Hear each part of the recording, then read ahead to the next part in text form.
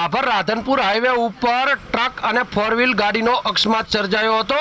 ભાભરથી 3 કિલોમીટરના અંતરે અને સુંદરમ હોટલ પાસે લાકડા ભરેલી ટ્રક પલટી ખાઈ જતા એક ફોર વ્હીલ કાર સાથે અકસ્માત સર્જાયો હતો, જેમાં ભાભરથી રાધનપુર તરફ એક GJ02YY 6146 નંબરની ટ્રક લાકડા ભરીને જઈ રહી હતી। તે દરમિયાન ટ્રકે ચાલકે સ્ટીરિંગ ઉપરનો કાબુ ગુમાવતા ટ્રક પલટી ખાઈ જતા અકસ્માત સર્જાયો હતો। તે દરમિયાન રાધનપુર તરફથી આવતી ફોર વ્હીલ ગાડી નંબર GJ03KP 2335 સાઈડમાં આવી જતા અકસ્માત સર્જાયો હતો, જેમાં મળતી વિગતો મુજબ ફોર વ્હીલ કારના ચાલક શિક્ષક હતા અને પોતે રાધનપુરથી ભાભર તરફ તેમની ફોર વ્હીલ લઈ અને આવી રહ્યા હતા। તે દરમિયાન અકસ્માત સર્જાયો હતો, જેમાં અકસ્માત દરમિયાન ટ્રક ચાલક ઓવરલોડ લાકડા ભરેલા હોવાથી ટ્રકે પલટી મારી હોય તેવું સ્થાનિક લોકોએ જણાવ્યું હતું।